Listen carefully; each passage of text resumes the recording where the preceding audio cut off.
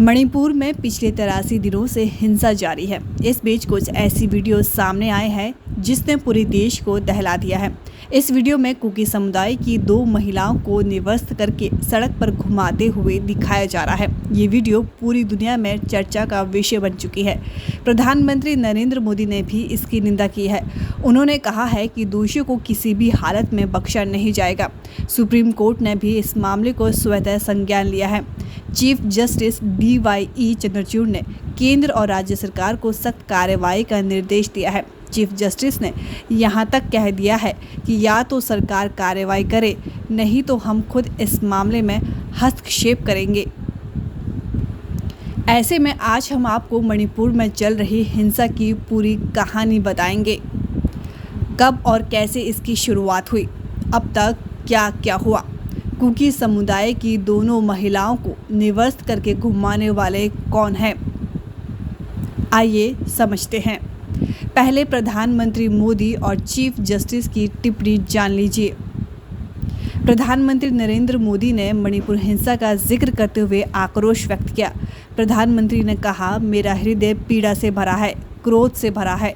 मणिपुर की जो घटना सामने आई है वह किसी भी समाज के लिए शर्मसार करने वाली घटना है। पाप करने वाले, गुनाह करने वाले कितने हैं, कौन है, ये अपनी जगह है, लेकिन बेइज्जती पूरे देश की हो रही है। 140 करोड़ देशवासियों को शर्मसार होना पड़ा है। सभी मुख्यमंत्री से आग्रह करता हूं कि वे माताओं बहनों की रक्षा करने के लिए कठोर से कठोर कदम उठाएं। अपने राज्य में कानून व्यवस्था और मजबूत करें। घटना चाहे राजस्थान की हो, छत्तीसगढ़ की हो या मणिपुर की हो, हम राजनीतिक विवाद से ऊपर उठकर कानून व्यवस्था और नारी के सम्मान का ध्यान रखें। किसी भी गुनहगार को बख्शा नहीं जाएगा। मणिपुर की इन बेटियों के साथ जो हुआ है उसे कभी भी माफ़ नहीं किया जा सकता। वहीं चीफ जस्टिस DY चंद्रचूड़ का कहना है कि हम सरकार को कार्रवाई करने के लिए थोड़ा समय देंगे, नहीं तो हम खुद इस मामले में हस्तक्षेप करेंगे। हमारा विचार है कि अदालत को सरकार द्वारा उठाए गए कदमों से अवगत कराया जाना चाहिए ताकि अपराधों पर हिंसा के लिए मामला दर्ज किया जा सके। मीडिया में जो दिखाया गया है और जो दृश्य सामने आए हैं वे घोर संवैधानिक उल्लंघन को दर्शाते हैं और महिलाओं को हिंसा के साधन के रूप में इस्तेमाल करके मानव जीवन का उल्लंघन करना संवैधानिक लोकतंत्र के खिलाफ है। आइए जानते हैं मणिपुर में क्यों भड़की हिंसा। इसे समझने के लिए हमें मणिपुर का भौगोलिक स्थिति जानना चाहिए। इसके साथ ही हमें थोड़ा पीछे चलना चाहिए। दरअसल मणिपुर की राजधानी इम्फाल बिल्कुल बीच में है। ये पूरे प्रदेश का 10% हिस्सा है, जिसमें प्रदेश की 57% आबादी रहती है। बाकी चारों तरफ 90% हिस्से में पहाड़ी इलाके हैं, जहां प्रदेश की 43% आबादी रहती है। इम्फाल घाटी वाले इलाके में मैतेई समुदाय की आबादी ज़्यादा है। ये ज़्यादातर हिंदू होते हैं। मणिपुर की कुल आबादी में इनकी हिस्सेदारी करीब 53% है।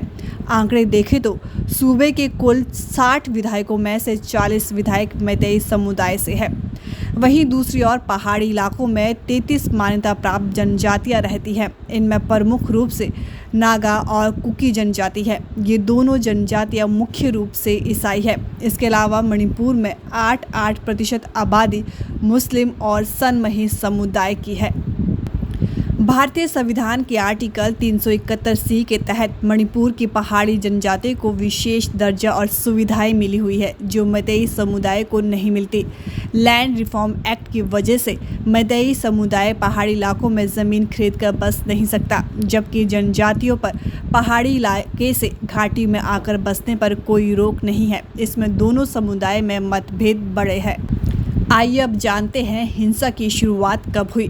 मौजूदा तनाव की शुरुआत चुराचंदपुर जिले से हुई। ये राजधानी इम्फाल के दक्षिण में करीब 63 किलोमीटर की दूरी पर है। इस जिले में कुकी आदिवासी ज़्यादा है। गवर्नमेंट लैंड सर्वे के विरोध में 28 अप्रैल को the indigenous tribal leaders forum ने चुराचंदपुर में 8 घंटे बंद का ऐलान किया था। देखते ही देखते इस बंद ने हिंसक रूप ले लिया। उसी रात तुईबोंग एरिया में उपद्रवियों ने वन विभाग के ऑफिस को आग के हवाले कर दिया। 27-28 अप्रैल की हिंसा में मुख्य तौर पर पुलिस और कुकी आदिवासी आमने सामने थे। इसके ठीक 5वें दिन यानी 3 मई को all tribal students union of Manipur ने आदिवासी एकता मार्च निकाला। ये मतई समुदाय को एसटी का दर्जा देने के विरोध में था। यहीं से स्थिति काफ़ी बिगड़ गई। आदिवासियों के इस प्रदर्शन के विरोध में मतई समुदाय के लोग खड़े हो गए। लड़ाई के 3 पक्ष हो गए। एक तरफ मतई समुदाय के लोग थे तो दूसरी ओर कुकी और नागा समुदाय के लोग। देखते ही देखते पूरा प्रदेश इस हिंसा की आग में जलने लगा। 4 मई को चुराचंदपुर में मुख्यमंत्री बीरेन सिंह की एक रैली होने वाली थी। पूरी तैयारी हो गई थी, लेकिन रात में ही उपद्रवियों ने टेंट और कार्यक्रम स्थल पर आग लगा दी। सीएम का कार्यक्रम स्थगित हो गया। अब तक इस हिंसा के चलते 150 से ज़्यादा लोग मारे जा चुके हैं। 3000 से ज़्यादा लोग घायल बताए जा रहे हैं। आइए अब जानते हैं हिंसा की 3 वजह। मतई समुदाय के एसटी दर्जे का विरोध। मतई ट्राइब यूनियन पिछले कई सालों से मतई समुदाय को आदिवासी दर्जा देने की मांग कर रही है। मामला मणिपुर हाई कोर्ट तक पहुंचा। इस पर सुनवाई करते हुए मणिपुर हाई कोर्ट ने राज्य सरकार से 19 अप्रैल को 10 साल पुरानी केंद्र जनजाति मामलों के मंत्रालय की सिफारिश प्रस्तुत करने के लिए कहा था। इस सिफारिश में मतई समुदाय को जनजाति का दर्जा देने के लिए कहा गया है। कोर्ट ने मतई समुदाय को आदिवासी दर्जा देने का आदेश दे दिया। अब हाई कोर्ट के इस फैसले को सुप्रीम कोर्ट में चुनौती देगी। Chief justice DY Chandrachud, justice PS Narasimha और जस्टिस JP पारदीवाला की बेंच केस की सुनवाई करी है। दूसरी वजह सरकार की अवैध अतिक्रमण के खिलाफ कार्रवाई है। आरक्षण विवाद के बीच मणिपुर सरकार ने अवैध अतिक्रमण के खिलाफ कार्रवाई में आग में घी डालने का काम किया। मणिपुर सरकार का कहना है कि आदिवासी समुदाय के लोग संरक्षित जंगलों और वन अभयारण्य में गैर कानूनी कब्जा करके अफीम की खेती कर रहे हैं। ये कब्जे हटाने के लिए सरकार मणिपुर फॉरेस्ट रूल 2021 के तहत फॉरेस्ट लैंड पर किसी भी तरह के अतिक्रमण को हटाने के लिए एक अभियान चला रही है।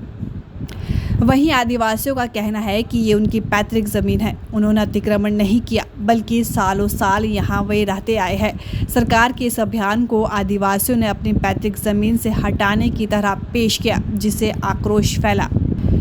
तीसरी वजह कुकी विद्रोही संगठनों ने सरकार से हुए समझौते को तोड़ दिया। हिंसा के बीच कुकी विद्रोही संगठनों ने भी 2008 में हुए केंद्र सरकार के साथ समझौते को तोड़ दिया। दरअसल कुकी जनजाति के कई संगठन 2005 तक सैन्य विद्रोह में शामिल रहे। मनमोहन सिंह सरकार के समय 2008 में तकरीबन सभी कुकी विद्रोही संगठनों से केंद्र सरकार ने उनके खिलाफ सैन्य कार्रवाई रोकने के लिए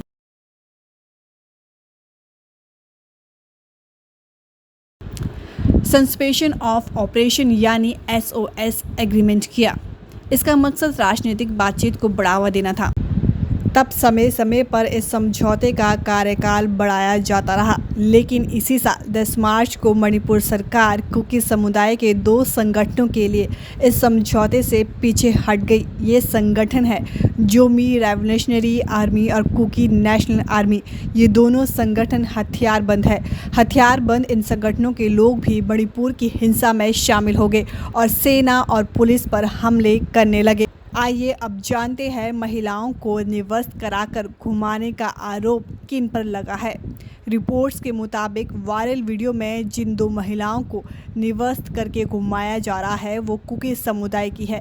ये वीडियो 4 मई का बताया जा रहा है, जब हिंसा शुरुआती चरण में था।